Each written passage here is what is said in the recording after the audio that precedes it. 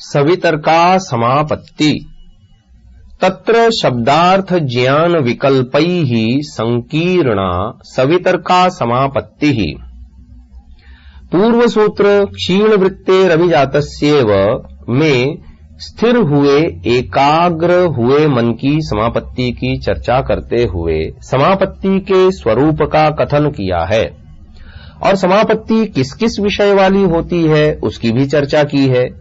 जैसा कि पूर्व सूत्र में यह स्पष्ट किया गया था कि समापत्ति का अभिप्राय समाधि है और वह समाधि भी संप्रज्ञात समाधि है। समापत्ति 4 प्रकार की होती है, सवितर्का, निर्वितर्का, सविचारा और निर्विचारा। प्रस्तुत सूत्र में सवितर्का समापत्ति की चर्चा की जा रही है। योगाभ्यासी योग के अंगों का अनुष्ठान व्यवहार काल में करता है, ईश्वर की अनन्य भक्ति अर्थात ईश्वर की आज्ञा का पालन करता है, तो योगाभ्यासी का मन एकाग्र होने लगता है। एकाग्र होकर संसार को, स्वयं को और ईश्वर को यथार्थ रूप में समझ लेता है। उससे योगाभ्यासी को विवेक हो जाता है। विवेक होने पर त्याग करने योग्य को त्याग करता जाता है और ग्रहण करने योग्य को ग्रहण करता जाता है। जब त्याज्य को पूर्ण रूप से त्याग करता है और ग्राह्य को पूर्ण रूप से ग्रहण करता है, यह वैराग्य की स्थिति है। ऐसे वैराग्य को अपर यानी निचला वैराग्य कहते हैं, जिसकी चर्चा दृष्टानुश्रविक विषय 1.15 सूत्र में की गई है। अपर वैराग्य के होने पर संप्रज्ञात समाधि लगती है। पहली बार योगाभ्यासी समाधि लगाता है तो वह समाधि सवितर्का समाधि होती है। उस सवितर्का समाधि में योगी जिस वस्तु का साक्षात्कार करता है वह किस प्रकार का करता है, अर्थात वह साक्षात्कार किस रूप में होता है, यह प्रश्न उपस्थित होता है, जिसका समाधान महर्षि पतंजलि जी प्रस्तुत सूत्र में करते हैं। तत्र यानी योगाभ्यासी को जो संप्रज्ञात समाधि लगी है, उस संप्रज्ञात समाधि की प्रथम यानी सवितर्का समाधि में शब्दार्थ ज्ञान विकल्पैः यानी साक्षात्कार होने वाली वस्तु का जो नाम संज्ञा है उसे शब्द कहा गया है। साक्षात्कार होने वाली वस्तु को अर्थ कहा गया है। साक्षात्कार होने वाली वस्तु इस प्रकार की है, ऐसी जो जानकारी होती है उसी को यहाँ ज्ञान कहा गया है। नाम, अर्थ और ज्ञान ये 3 प्रकार हैं। प्रकार को विकल्प शब्द से कहा गया है। जिस समय योगी समाधि लगाता है उस समय वह नाम, वस्तु व ज्ञान इन तीनों प्रकारों से युक्त रहता है, अर्थात उसे नाम, वस्तु और ज्ञान इन तीनों का एक साथ साक्षात्कार हो रहा होता है।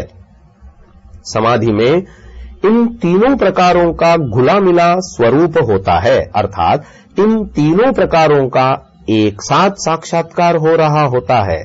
इसे सूत्रकार ने संकीर्णा शब्द से प्रकट किया है। इस प्रकार तत्र शब्दार्थ ज्ञान विकल्पैः संकीर्णा सवितर्का समापत्तिः इस सूत्र का यह अर्थ हुआ कि संप्रज्ञात समाधि के उन 4 भेदों में से प्रथम भेद वाली समाधि उसे कहते हैं जिस समाधि के काल में योगी को साक्षात करणीय वस्तु के नाम, अर्थ और ज्ञान इन तीनों का एक साथ बोध होता है। एक साथ तीनों का बोध होने से इस समाधि का नाम सवितर्का समाधि है। श्रोतागण इस बात को अच्छी प्रकार समझ लें कि योगी उन वस्तुओं का साक्षात्कार समाधि में करता है जिनका प्रत्यक्ष 5 ज्ञानेंद्रियों से नहीं होता, अर्थात सर्वसाधारण सांसारिक मनुष्य ज्ञानेंद्रियों से जिन वस्तुओं का प्रत्यक्ष करते हैं उनका प्रत्यक्ष योगी समाधि काल में नहीं करता है, क्योंकि वे तो योगी को पहले से ही प्रत्यक्ष हैं और सबको प्रत्यक्ष होती हैं। जैसे सांसारिक मनुष्य उनका प्रत्यक्ष ज्ञानेंद्रियों से करते हैं, वैसे ही योगी भी उनका प्रत्यक्ष ज्ञानेंद्रियों से ही करता है। हाँ, इतना अंतर अवश्य होता है कि सांसारिक मनुष्य की अपेक्षा योगी अधिक स्पष्ट अनुभव करता है। इनमें कारण जानकारी का कम होना या अधिक होना बनता है। जैसे रोगी को अपने रोग का प्रत्यक्ष तो होता ही है, परंतु चिकित्सक के जितना स्पष्ट बोध नहीं होता। ठीक उसी प्रकार लौकिक वस्तुओं के प्रत्यक्ष में योगी और भोगी के प्रत्यक्ष में अंतर होता है। योगी को संप्रज्ञात समाधि तब लगती है जब वह योग के अंग प्रत्याहार को सिद्ध कर लेता है। प्रत्याहार का अभिप्राय है दसों इंद्रियों को रोके रखना, अर्थात रूप, रस आदि विषयों से हटना। मन के समान इंद्रियों को भी रोके रखना। इसलिए संप्रज्ञात समाधि अबाह्य प्रत्यक्ष वाली कहलाती है, अर्थात इसमें बाह्य इंद्रियों से न होने वाला प्रत्यक्ष है। इसे आंतरिक प्रत्यक्ष भी कहते हैं। योगी संप्रज्ञात समाधि के प्रथम स्तर वाली सवितर्का समाधि में किन वस्तुओं का साक्षात्कार करता है? इसका समाधान यह है कि योगी समाधि काल में 5 महाभूतों का साक्षात्कार करता है। उनमें भी सर्वप्रथम पृथ्वी तत्व का साक्षात्कार करता है। यह पृथ्वी वह पृथ्वी नहीं है जिसे योगी व भोगी सभी जन इंद्रियों से प्रत्यक्ष करते हैं। सभी जनों को दिखने वाली जो पृथ्वी है वह तो 5 महाभूतों को मिलाने से बनी है।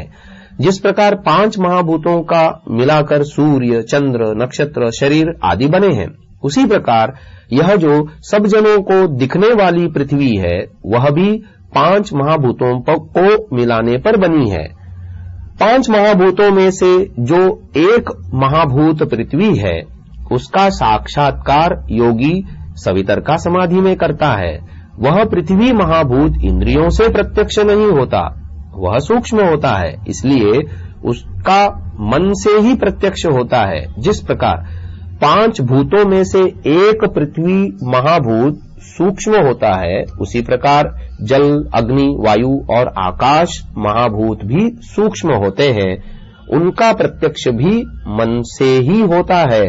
प्रत्यक्ष हो सकता है, प्रश्न हो सकता है कि इंद्रियों से प्रत्यक्ष होने वाले पृथ्वी, जल, अग्नि, वायु के फिर पृथ्वी, जल, अग्नि, वायु नाम क्यों रखे गए हैं? इसका समाधान यह है कि समानता अर्थात दोनों में गुणों की समानता है तथा उस महाभूत की इनमें प्रधानता है, इसलिए इनके नाम भी पंचभूतों के नामानुसार ही रख दिए हैं।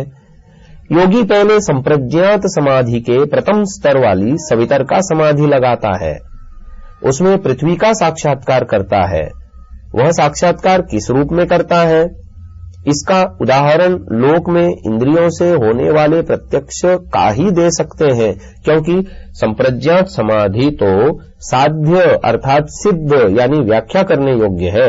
इसलिए साध्य व्याख्येय को उदाहरण रूप में प्रस्तुत नहीं कर सकते। इसी कारण महर्षि वेद व्यास जी सूत्र की व्याख्या करते हुए लिखते हैं, तद यथा गौरिति शब्दो गौरित्यर्थो गौरिति ज्ञानम इत्यविभागेन विभक्तानामपि ग्रहणम दृष्टम।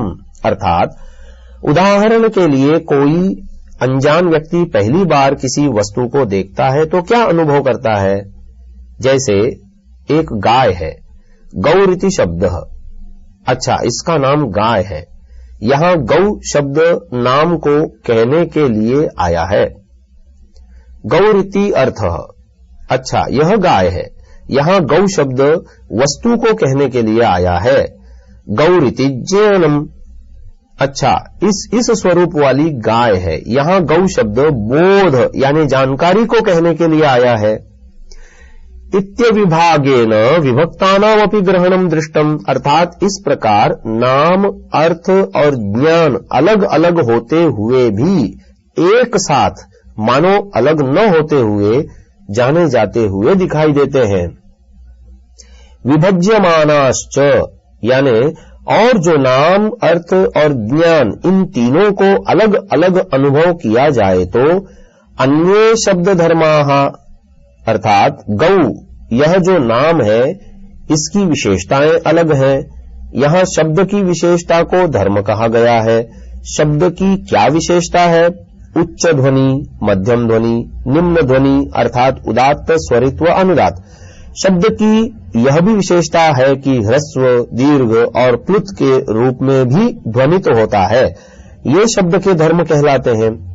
अन्येर्थ धर्माः अर्थात जो गौ रूपी अर्थ यानी वस्तु है इसके धर्म अलग है। यथा चार पांव है, गल कंबल है, गले के नीचे जो कंबल की तरह लटकता है उसे गल कंबल कहते हैं। सींग है, पीठ के ऊपर उठा हुआ भाग है, इत्यादि अनेक विशेषताएं गाय में होती हैं। इन सबको वस्तु के धर्म कहा गया है। अन्य ज्ञान धर्मा, ज्ञान की विशेषताएं भी अलग हैं। यथा वस्तु को जानने का धर्म मन से गृहीत होता है, अमूर्त होना इत्यादि। इस प्रकार अमूर्त आदि धर्म ज्ञान के हैं। इति इत्येषाम् विभक्तः पंथाः। इस प्रकार नाम, ज्ञान व अर्थ इन तीनों का अलग अलग अस्तित्व है। तत्र समापन्नस्य योगिनो योगवाद्यर्थः यानी उन गाय आदि वस्तुओं में योगी अपने मन को एकाग्र कर गाय आदि वस्तुओं के ज्ञान को समाधि प्रज्ञायाम समारूढ़ः अपने एकाग्र मन में अनुभव करता है। स चेत शब्दार्थ ज्ञान विकल्पानुविद्ध उपावर्तते सा संकीर्णा समापत्तिः सवितर्केत्युच्यते। अर्थात यदि वह अनुभव नाम, अर्थ व ज्ञान इन तीनों प्रकारों से युक्त होता है तो उस संकीर्ण समापत्ति को सवितर्का समापत्ति कहते हैं। महर्षि वेदव्यास जी ने भाष्य में गाय आदि पदार्थों को समाधि प्रज्ञा में समारूढ़ होते हैं ऐसा लिखा है। यहां पर समाधि प्रज्ञा का अभिप्राय संप्रज्ञात समाधि वाली प्रज्ञा नहीं लेनी चाहिए, क्योंकि उदाहरण लौकिक का दिया है, इसलिए समाधि प्रज्ञा भी लौकिक है। यहां कोई यह न समझ ले कि लौकिक अवस्था में समाधि नहीं होती है, जैसा कि योग दर्शन के प्रथम सूत्र अथ योगानुशासनम के भाष्य में महर्षि वेदव्यास जी ने मन की पांचों अवस्थाओं में समाधि को स्वीकार किया है, परंतु सभी समाधियों को योग स्वीकारा नहीं है। केवल मन की एकाग्र एवं निरुद्ध अवस्था में ही योग माना है। इस कारण यहां प्रस्तुत सूत्र के भाष्य में आए समाधि प्रज्ञायाम समारूढ़ से योग वाली समाधि को न लेकर योग भिन्न अवस्था वाली समाधि को लेना चाहिए। ऐसा लेने पर ही गाय आदि पदार्थ समाधि प्रज्ञा में समारूढ़ हो पाते हैं। गाय आदि स्थूल पदार्थ संप्रज्ञात समाधि के विषय नहीं है।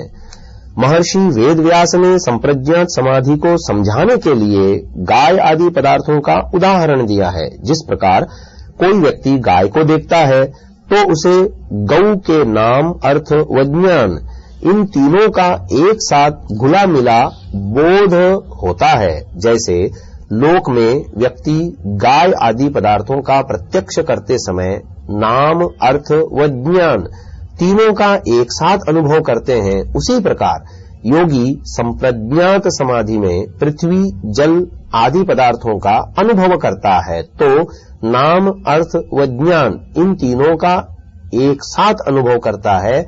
ऐसा बताना ही प्रस्तुत सूत्र के भाष्य का अभिप्राय है।